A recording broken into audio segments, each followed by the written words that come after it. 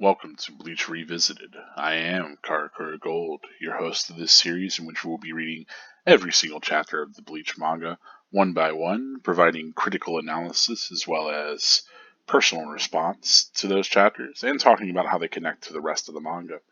So as usual, we will begin with a reading of the chapter that we are currently on. This is chapter 51, Death 3.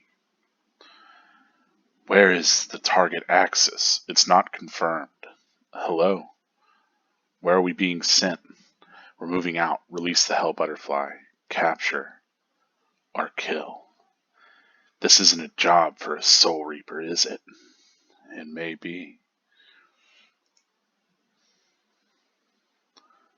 Bleach. Chapter 51. Death 3.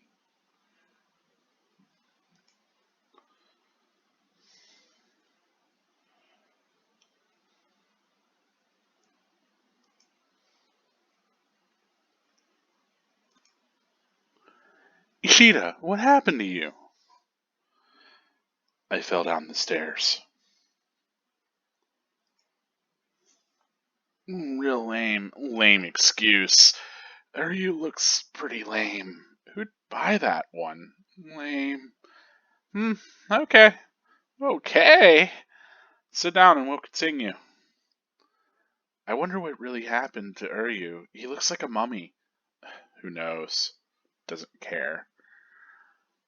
Don't be too concerned. It wasn't your fault. He brought those wounds on himself. What do I care? He's not hurt bad enough to worry about. Huh? Who said you were worried? I told you not to be concerned. What?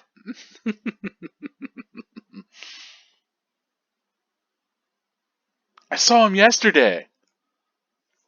He was at a construction site, talking to himself, in this really dramatic voice. Ishida's always dramatic. Keiko was there? That was close. I bet he's an aspiring actor. There was a guy in weird clothes and a couple kids dancing around him, and there were explosions. He was probably rehearsing with his theater buddies. Oh, infinite universe, thank you for making him an idiot. But I wonder what he was really doing. It's not like him to drag in during third period. Maybe he got into a fight. Ishida? No way. Go ask him. Not me.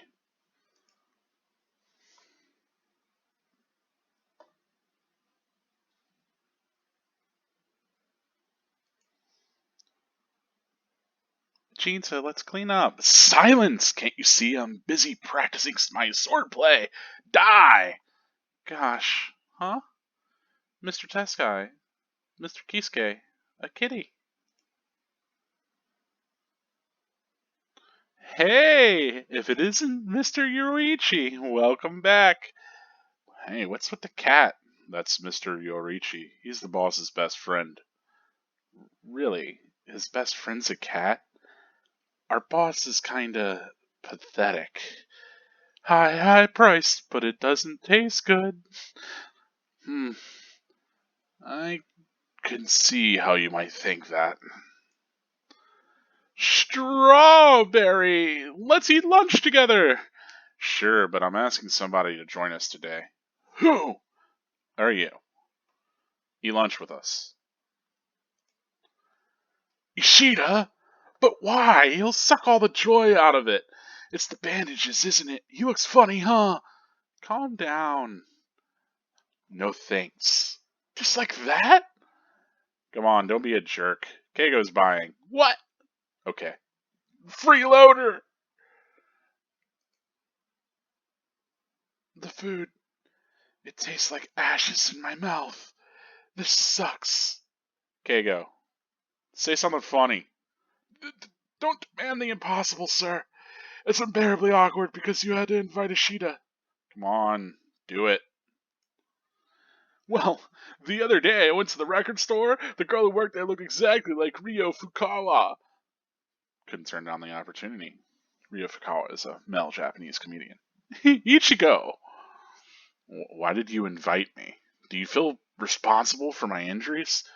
If so, you're wrong. I don't want your sympathy. Shut up. I just felt like eating with you. but your company really sucks, so just say thank you and eat. Why would I thank you? I prefer to eat alone anyway. Well, so do I. Don't look at me. I see. Those two are a lot alike. Hey, she's up there in the tree. Rukia, want to eat lunch with us? What's the matter, Mr. Yorichi? Looks like it could rain, eh? Here's some milk. Cut the act, Kisuke. I know that you know that. They are here. Yes. Would you like to discuss it before or after the milk? Ichigo! Raiding the leftovers again? Just a little late night snack. I'm a growing boy. You're gonna grow fat. I won't swallow. Rukia, dinner time. Huh? She took off again. Thanks for everything, Rukia Kuchiki.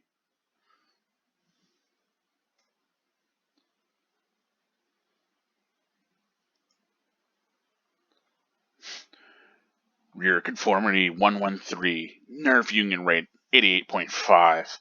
Are you serious? She's really a Gigai? The visual department's info wasn't very good, but Rukia Kuchiki, we found you.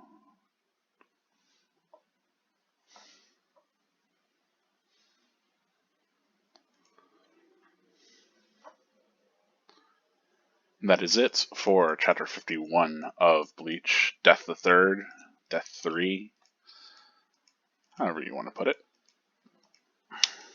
Let me get back to the beginning of this chapter, and we can talk about the art and narrative and how this connects to the rest of the series, right?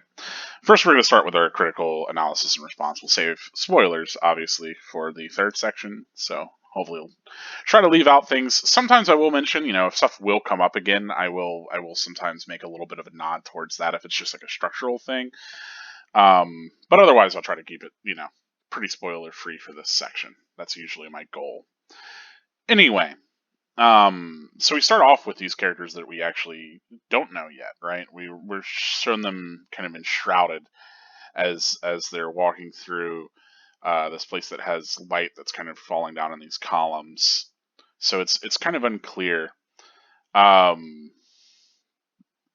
talking about like this target axis and it not being confirmed, where they're being sent, and releasing a hell butterfly. If you remember, the butterflies are tied to the Shinigami. Whenever Rukia showed up in the human world, there was one of these hell butterfly, right? It's also whenever they purify a soul, right? Whenever they do the Kanso, a hell butterfly kind of appears through the kind of portal that they create. So it's usually associated with the portals, the sort of work that a Shinigami does. And here we get the full moon, not just a crescent moon. So the presence of the moon and the hell butterfly confirm these pretty much as Shinigami, right? And here they've got this entire, kind of paperwork on Rukia, assumably, provided, as we know that before, she is a criminal. And so we're looking at maybe the order to capture or kill her, right? And there's this comment of, this isn't job for a Soul Reaper, and that it might be. We also, of course, get our iconic telephone / power line kind of things. But here we have two Shinigami that we haven't seen before, of course. We've only seen a few Shinigami in the series. I know the anime actually has a few other Shinigami show up earlier that are like kind of non-canonical. But the manga, for the most part, we've only got Rukia. We can have our suspicions about Kisuke. Obviously, he can do magic, and he seems to be connected to the whole society and all of that. But we haven't seen him in like the traditional Shuhaka show. We haven't had any confirmation that he is Shinigami. Otherwise, we got a few flashbacks from Rukia where, and I think both Rukia and from Uryu, but in the actual current timeline of the manga, the only other Shinigami that we've really seen has been Rukia. We've got Ichigo certainly as a substitute, but, that's not quite the same. So here we're finally getting a few other Shinigami. Whenever I say Shinigami, I mean Soul Reaper. It's used interchangeably. Shinigami is more accurately translated as like Death God or God of Death. You might be familiar with it from the Death Note series, in which they have Shinigami. The idea being that like it's this spiritual entity, like a Grim Reaper, right? These characters are. I'm going to try to think of the word and maybe even butcher it. Oh, it's not coming to me. But there's a specific word that's for those that help spirits pass along to the other side. Um, like the what the Grim Reaper is. A lot of people typically associate the Grim Reaper with death, right? But it's not so much uh, death as it is a spirit that kind of just helps people to move on, essentially. Um, yeah, psychopomp is the word. So it's kind of kind of a wild word to think about, but psychopomp. It's literally a spiritual guide, one that helps creatures move on to the afterlife, newly deceased souls. It's a fairly common mythological sort of like entity. It exists in a lot of different cultures. And so essentially, Shinigami in this world, they are psychopomps. They are like the Grim Reapers. They are the Shinigami. They are the gods of death, however you want to put it. Um, so, whenever I say Shinigami, don't think of it so much as like, oh, wow, it's like literally a god that controls death. That's wild. It's like, no, it's just a spiritual entity that helps people move along, from life to their afterlife. Like I said, a psychopomp. Um, but there is so much association, especially in Western culture, with like the Grim Reaper as this aspect of death that comes for you to kill you, kind of thing, to reap your soul or whatever it is. And I think a little bit of that gets kind of brought over in the idea of Soul Reaper, right? Um, but yeah, it's a wholly like a kind of translation thing. Anyway, we get these masks that kind of hide who they are, which are kind of neat. So we don't get to really see these character identities. Not that we would recognize them anyway. We haven't seen any other Shinigami's faces in any of the flashbacks we've been given. There was that one Shinigami that Rukia remembered that was talking and gave her like the entire speech about the kinds of fights people get into, and he had long white hair. But that doesn't appear to be either of these characters, and we wouldn't recognize him by the face anyway. So I think the masks are more to present these as kind of anonymous, more ceremonial figures, at least whenever we start off, or maybe they have some other function. This particular spread with all the different characters, I love. Look at the hollows up here. What is this goofy nonsense? Um, but the spread with all these different characters really helps to kind of punctuate the end of this kind of section of Bleach as we move on to a much larger arc. So I will say, and I mean, like, whenever I say that, I'll try to avoid spoilers, but one of the big things here is obviously we're stepping into a much different arc, where the first arc of Bleach, like the overarching story, is referred to as the Substitute Shinigami arc and really focuses on Ichigo as the Substitute Shinigami fighting Hollows. We're now moving on to a different arc, and so we'll talk about that as we get more information on it. But really, this chapter cover kind of celebrates all the different characters that were present in this first arc. We've got reference to pretty much all of them. A lot of these get used in the first intro for Bleach, for the asterisk intro by Orange Range. Fantastic intro again. If you haven't seen it, go see it. But all these sorts of, like, even this kind of collage of different characters gets used as, I think, one of the last visuals inside of the intro. So it's pretty cool. But yeah, we get everybody here, and I think the idea is, again, to kind of reiterate this as being this kind of culmination of everything so far, that to remind us of everything that we've had. And here again are those two hell butterflies as we move into this kind of chapter that helps to transition between these arcs. Of course, as you remember previously, Ishida was pretty much shredding his arms in order to save Ichigo, And here we have the outcome of it is, it's played for as a kind of a gag, like he fell down the stairs, but it's clearly more damage than what you would have from that. Um, it's Rukia, of course, calls Ichigo out on it. Clearly, Ichigo's a little concerned or a little worried, right? But there's something also bothering Rukia, right? And as we come to realize, she does leave later. So really, I think we can chalk this up to, like, Rukia realizes that her time here is kind of up. That there's these other Shinigami coming for her. That she is this wanted criminal. And as she's starting to realize that, like, Ichigo very much is this person that worries about other people and really concerns himself and gets involved in their problems, she realizes that that might come to pass for her too, right? And she doesn't want to worry Ichigo. She knows everything that he's been through personally, right? Um, so she's kind of reflecting here, I imagine, on, like, what Ichigo's response is going to be to this order coming down to capture or kill her, right? So her criminal status is something that Ichigo hasn't really had to grapple with yet, and hasn't really been made a reality to him. And Ruki, in a lot of ways, is trying to protect Ichigo from that, because she knows that, like, Ichigo is somebody that, even if he doesn't show it outwardly, he, like, cares pretty deeply, and he feels personally affected and motivated to, like, make things different. She doesn't want to drag him into, decisions that she made, right? Anyway, we do get mention of what Keigo saw of, Jinta, Ururu, Tessai, and Uryu, Ishida, kind of all running around and fighting hollows. Obviously, he's too stupid to kind of realize it was a supernatural event, so he just thinks that they were rehearsing for some kind of movie or something. Thinks they're theater buddies. Of course, we get shots of both Chad and Orihime overhearing all of this, and they know the truth as well, and they're kind of keeping it to themselves. So, again, it's the idea that we have these characters that are very much a part of this other world, that are aware of each other. Orihime kind of paying attention to both Uryu and Ichigo and kind of contemplating that. We get a little bit of that from Tatsuki as well, perhaps.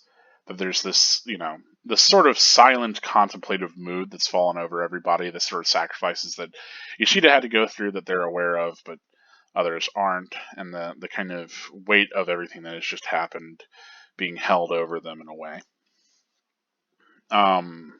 What's going to happen next, right? There's this sort of anxiety almost. As we get back to Urahara and his shop, we get introduced to Mr. Yorichi, who is a cat.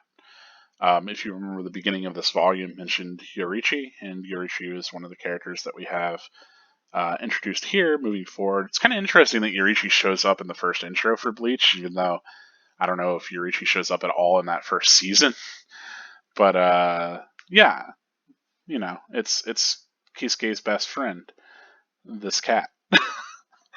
Obviously, Jinta is kind of thinking it's pathetic because it's a cat that's his best friend. As we, of course, come to find, it's not just that it's a cat, but it's a talking cat, and it's arrived at the same time that these other Shinigami have arrived. So it's kind of unclear if the cat has also come from Soul Society or not, or if this cat has just been elsewhere and is now just coming in back and touching base. If Yorichi, has that sort of connection or not. But yeah, the idea is essentially that, with the arrival of these Shinigami, Yorichi has arrived as well to bring that news too. So there's more to kind of say on that, and we'll get there too. But even in front of Jinta and Ururu, and maybe not so much Tessai seems to have an awareness of the fact that there's something more going on there, but Jinta and Ururu don't seem familiar with Yorichi. So, we can assume that this is an old friendship that goes back before they were involved in the shop at all, which, we have no presence for how long that's been, but it seems like it's been a while, right? But the whole idea of using words like welcome back, right, that, like, all of that is that Yorichi must have been here before. that they had this kind of prior connection. And as we know with Kisuke, he's got quite a lot kind of going on in the shadows, and this is one of those things. We hop back to the scene on the roof, or well, before the scene on the roof, but really Ichigo kind of inviting Uryu to eat with them. And this is kind of helps to follow through a little bit of what we got before, which I really kind of like this. There's not a ton going on in this scene. It's mostly Keigo being ridiculous, but what I really like is that, like, Ichigo's formed this alliance with Yoshida as a Quincy and a Soul Reaper, right? And they've formed this kind of connection in relationship to how they fight Hollows and their kind of duties in that. But personally, they haven't really connected, even though that they're going to the same school. And so this is really Ichigo putting this first step forward and really saying, like, hey, come eat with us, and really inviting Ishida to be a part of his friend group, rather than just being like, okay, that's somebody that I work alongside, or that's somebody that I'm going to run into kind of in my Shinigami life, but I'm going to keep my personal life separate. So I don't know. I like that a little bit because it shows that Ichigo is at least considerate enough to not keep this all separate. And I think that's maybe a little bit of what's worrying everybody else that's aware of all of this, right? That they're aware of the differences in what they have to say to people that aren't in the know versus those that are. And of course, Keigo's like, hey, you'll suck all the joy out of it and all of that. Uh, and like, obviously Keigo's pretty right that Ishida's not exactly the happiest customer, nor somebody that's really fun to be around on the normal. But despite that, Ichigo still wants to make a connection with him and be friends. I do like this, like, kind of back and forth of Keigo's buying. He's like, okay, let's do it. But they otherwise have a pretty quiet and unsatisfactory lunch. Like, Ichigo bullying Keigo to make some jokes, kind of as the jester here. Of course, the other kind of great moment here is this exchange between Uryu and Ishida, Uryu and Ichigo. I'm always gonna mess that up. Uryu and Ichigo, where Ishida's really, like, feeling like he's kind of having pity taken upon him or some sort of sympathy. And Ichigo's like, nah, it ain't that. Like, I just felt like eating with you. He's still trying to, like, it's not so much sympathy or pity or anything. It's like he just genuinely actually wants to make a connection with this other person, which is nice. I like that. So really, Ishida gets invited into the friend, kind of being a member of Ichigo's group and being part of their team in a way, kind of aligned more with Orihime or Chad, because otherwise, they might have animosity still at school. So it's a nice way to show that Ichigo is considerate, even if he doesn't come off that way. And I think MiZero is kind of seeing that too. Like, he sees that they're a lot alike, and that they kind of are standoffish and put out this outward vibe, but maybe are more considerate otherwise. We get Rukia being isolated and sort of thoughtful. Obviously, she wasn't on the roof with all the other guys. She's been really considering, everything that's in her head, which is obviously she's probably aware of the fact that she has these other Shinigami coming for her, right? That she's wanted, and this is going to become a problem. Even still, I do like that the other girls come and invite her for lunch, and that she gets to be a part of that. That she still has these kind of connections to these people. I think that's pretty funny. Weird typesetting thing where I think this bowl was supposed to say Mr. Yorichi, but they didn't format the text right to actually go across the bowl. Same thing with milk. I assume that it said those in Japanese on the milk in the bowl, and didn't work out. Anyway, of course, we get the idea that this is all like an act, and that's, both Kisuke and Yorichi are aware of the Shinigami presence here. And I like that Keisuke is still like, hey, look, we're going to talk about this before or after your milk. So it's kind of funny. Like, there's this reiteration of like, yes, Yorichi is in fact a cat and has to drink milk out of a bowl, but despite being sentient and capable of talking. So it's a kind of interesting, like, obviously black cats have a whole thing in folklore and different superstitions, right? But it's just neat in general to have yet another kind of supernatural element at play in this world where things are kind of less. They're more realistic. They're more real life, right? And so we get more of these fantasy elements as we're going forward. I think in a lot of ways Yorichi kind of is the herald of that, right? That Yorichi shows that this is going to get particularly more fantasy moving forward. That more of this sort of unreal is going to breach into this fairly real world scenario that we've gotten beforehand. I like that we do get this little insight here where Ichigo normally kind of comes for late night snacks, but it turns out to be that he's actually bringing Rukia food. I think that's cute, right? Of course, Yuzu gives him a hard time over it. Her with her again continuing to have little fruit hair clips, this time being watermelon, I assume. Anyway, um, I like that. I think this is really well done. Just the idea of Ichigo kind of entering this room and these shots of it being very empty. This being the focal point, kind of here of this message that she's left. We zoom on that and then we immediately jump back to Rukia. I think that works really well. That we get the sense of her absence, and then we see her running. Of course, we have the power lines once again, and then we get the Shinigami that is shadowing her, has these goggles, and of course, we get these other different things, like right this incredulousness of her being in a Gigai. Mention of this visual department and the info that they had gotten. I assume that that's like the visual department is what was tied to the like scout, fly that they had that found Rukia, right? And they're just kind of talking here like rear conformity and nerve union rate. Must be other ways to kind of measure how much she is similar to the info that they got or their knowledge of Rukia, right? But they are confirming that this is in fact Rukia, not just somebody that looks like her, and that they have caught up to her. And we finally get a good shot of the two Shinigami that have been sent to find her. We get the full moon, which is something that we haven't gotten before. So the moon phase has moved on to a full moon, which we've gotten the moon as kind of being a significant kind of marker of something spiritual happening or something supernatural, right?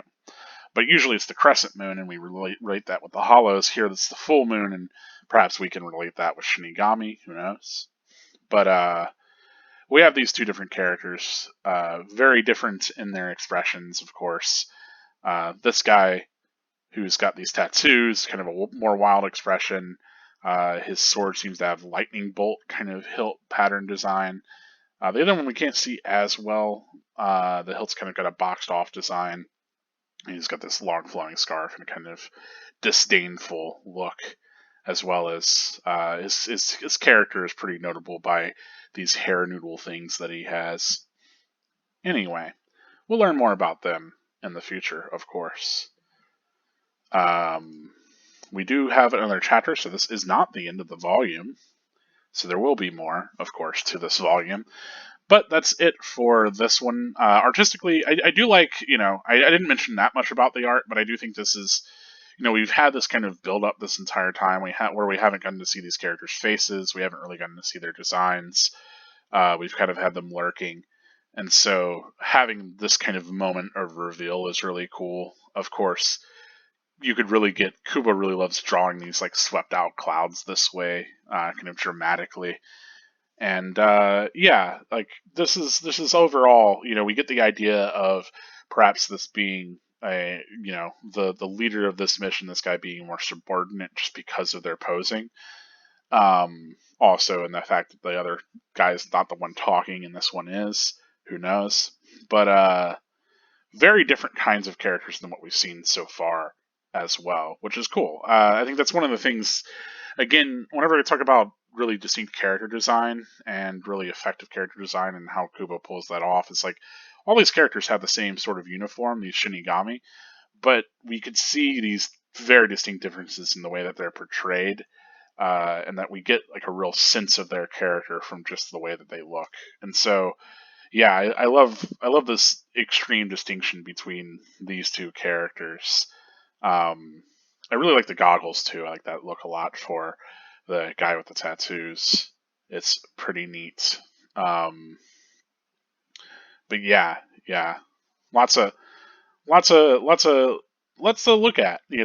I think otherwise the chapter visually doesn't have as much going on. I think it serves its purpose. There's a few moments that we highlighted before that I think work. Um, but all in all, you know, it's kind of less of a visually kind of distinctive chapter and more about kind of the moments, these plot beats that are moving us forward, and these other moments that are bringing us to this kind of climax that we're at, right, where these Shinigami are going to apprehend Rukia. And obviously, what we know about Ichigo, he's probably going to get involved. Anyway, let's talk about this chapter in terms of the spoilers, right? Because there's obviously quite a bit to connect. Um, a few things to talk about connecting to the rest of the manga. So we're going to spend the rest of the episode focused on that. So if you're not here for spoilers, feel free to, get out of the video right now. You can leave it on mute, or you can, to have the actual thing wholly watched if you want. You can, go ahead, comment, let me know if you noticed anything that I didn't notice in the art or the narrative otherwise, because there might be other kind of things going on that I might have glossed or didn't talk about. And if I point out anything that you didn't realize, go ahead and give the video a like. I think you owe it that much. Anyway, let's talk about spoilers, right? So here we have, of course, we know this is Renji and Byakuya. They're being sent to go and apprehend Rukia, right? They don't know her exact location. It's where we're being sent. Obviously, it's Karakura Town, but the idea, release the Hell Butterfly. That's strange. We get these different insights on the Hell Butterflies in the beginning of the Hell arc that has been published, like that first, quadra chapter, basically the 80-page, like one-shot special. And we haven't got anything as of making this video elsewise on that. But the idea that these Hell Butterflies are intrinsically linked to actual hell, in a way, is interesting. But I think it's just a part of heralding them opening these portals between these realms, if anything else. That's at least the way that it's been used in Bleach before that point. If we get more sort of revelations about the nature of the Hell Butterfly otherwise, obviously the idea is that, Shinigami have some very explicit connection to Hell, and maybe that's why these are called the Hell Butterflies. I don't know. But, yeah, that's kind of as far as this chapter goes. That's the only way that I can really see, is that it's just meant to demark these as actual Shinigami, kind of crossing this threshold through the Senkaimon, and at least I think that's right, the Senkaimon, whatever it is, basically crossing over to this side to apprehend Rukia. And there's this interesting line where, I assume that this is Renji speaking and this is Byakuya. I didn't really distinctly kind of enunciate between them whenever I was doing the reading, because I just didn't, I hadn't landed on the exact sort of, not the voice I wanted to do for them, but the kind of enunciation. I try not to do voices so much as I try to do, like, where I'm focusing my voice in my mouth, if that makes sense. Anyway, regardless, I think this is Renji being like, hey, this isn't a job for a Soul Reaper, is it? Which highlights just how strange the capture or execution of Rukia might be, right? And kind of the oddness of this job. And then the reiteration of it may be from Byakuya, it makes a lot of sense because he very much feels like, if Soul Society or the Central 46, if whatever powers at B say this is your job, then it's your job. It doesn't matter what connection you have. Didn't remember Chizuru being so breasty, but here we are. I love that image of Chad. I don't know that this has particularly much connection to the rest of the series. This might be the last time that we actually see the Shun Rika as in like distinct other spirits. It's the last time we maybe see a couple of these characters. I don't know that some of the faculty ever come up again. Anyway, yeah, I don't know that there's really that much else connection wise to draw here. I think the idea of Rukia reiterating like, hey, he brought this upon himself. Don't be concerned about it. Is really, and like, like, don't be concerned. This is something that he kind of put himself into. That's certainly reflective of her situation, right? That she brought upon herself the sort of things that she's going to have to face. And so it makes plenty of sense to have her then sort of be reflective here of the fact that she's going to be, captured and perhaps even executed, right? So I think this sort of mentality coming from Rukia is consistent with her character as of this point. We talked about before also the idea that she really had this notion that she was, really expecting this fate, that she was kind of consigning herself to it, and that she was ready for the consequences of her actions. And it's kind of in a lot of ways trying to detach herself from Ichigo so he doesn't get involved. As we know, that's not the case, but she'd prefer that he doesn't have things happen to him or his family or any of this other stuff that she doesn't want to drag him into everything that all the mistakes that she's kind of made.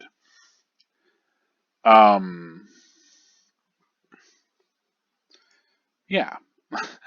Of course, we get this mention of Yurichi here, right? They insist on Mr. Yurichi, but clearly, as we come to find out, it is in fact Miss Yurichi. So the Miss Yurichi is yet another throwaway. I think the idea is, Yurichi-san is kind of a jokey sort of name for this cat. Not so much as a gendered sort of demarcation, right? So, I read it less as a thing that like, oh, this character is identifying as Mel, or the other people are calling them Mel. I think it's more just like you might call a cat like Mr. Sniffles or some shit. It's a kind of pet name sort of thing. Anyway, yeah.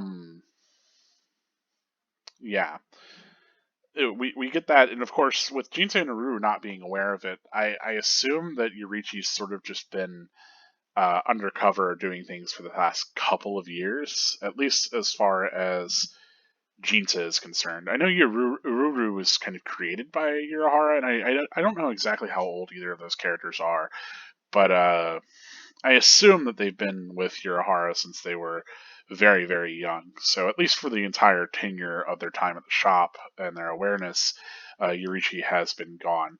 I also don't remember if it ever gets stated that Yurichi was still over in Soul Society, or if she came across at the same time with Byakuya and Renji, or if she was just in the human world doing other stuff.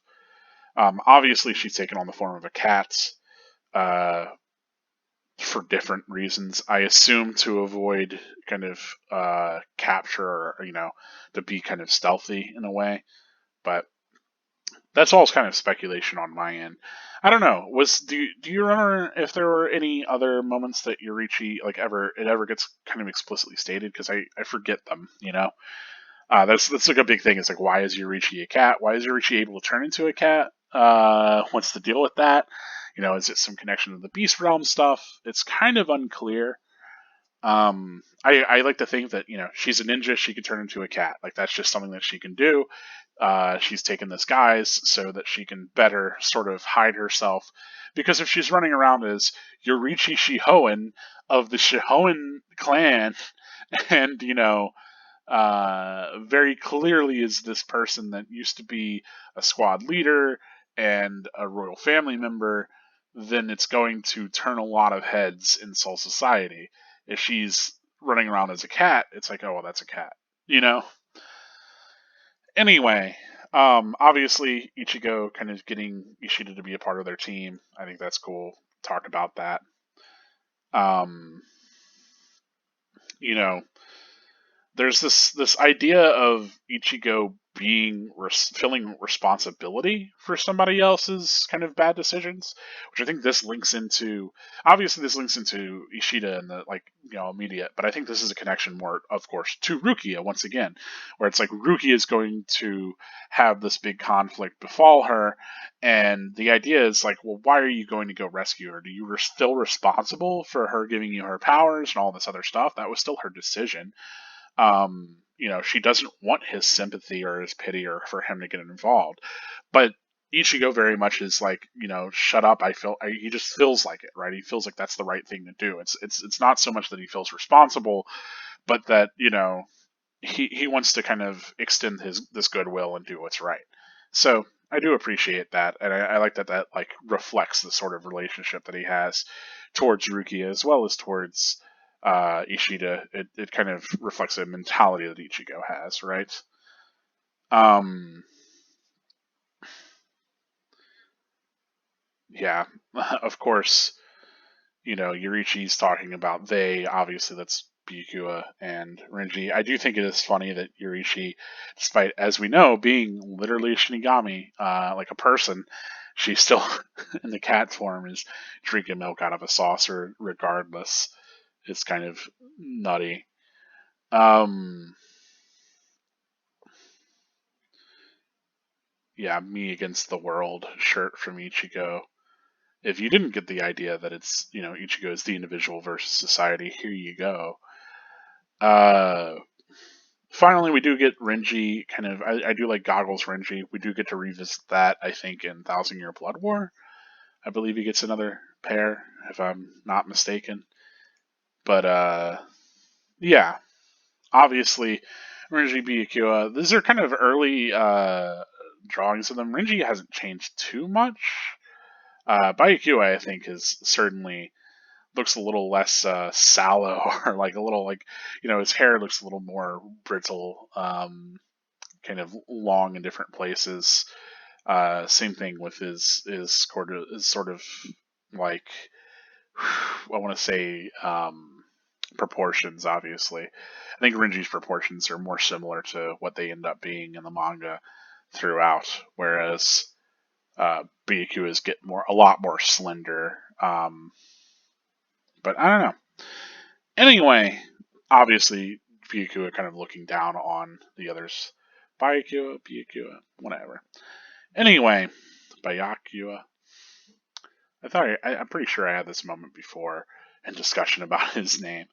But ultimately, yeah, this is clearly it's these two, captain, and at this point, I believe Renji is the vice captain of Byakuya's squad. He is 6, I think. Could be wrong. I don't remember off the top of my head, but I'm pretty sure that he's 6 squad. Uh, I could be completely wrong. I think Rukia is, of course, 13th. Yeah, and I'm pretty sure Byakuya is 6th division. It's curious. Like, I gotta assume that they're sent to apprehend Rukia because Byakuya is going to follow the letter of the law no matter what, even though it's his sister. So it's kind of Aizen manipulating things because he knows that Byakuya is someone that can be relied upon. But also, I think it's interesting because both of these characters have this very personal connection to Rukia, right? And so I think in a lot of ways it's Aizen manipulating people and really testing the convictions of those people and how much they can really be manipulated versus how much they're willing to side with these personal connections, which is kind of wild if you think about it, like why you would send them. Because I think, any other character like Komamura or whatever would certainly get the job done, right? Also, the fact that a captain and a vice captain were sent is pretty insane. Like, that seems like overkill, but I guess the idea is that if Rukia might fight back, you'd want somebody that was capable of detaining her. I don't know. Maybe they were sitting on the idea that, it's your sister, and so, you should go and be the one to detain her, Byakuya. Like, this should be, something that you have precedence over. There's a lot of different things that you can think about why they were sent. I think obviously narratively they're sent because they have this connection to Rukia, and they set up these early antagonists for Ichigo to eventually overcome. But outside of that, kind of clearly for a narrative purpose, they exist for that reason. Within the actual like schema of the plot, why were they sent is a different question. And so, yeah, I think there's a lot of things kind of going on there that makes sense and that we can extrapolate from that if you think about why Aizen might send these two instead of anybody else. Like, I would say why isn't it someone from the 13th since she's from the 13th, but maybe, you know, obviously we know Yukitake probably couldn't show up. He's got Mimihagi killing him. So I don't know. Anyway, that's it for this chapter. I don't really have anything else to say. There are obviously quite a few connections. This is the first that we get to see these other Shinigami. So that's cool. But yeah, let me know what you think. If there's any other connections you can draw, if there's anything that you noticed that I didn't, please let me know. But otherwise, this has been Karakura Gold, reminding you that spirits are forever with you. Stay gold.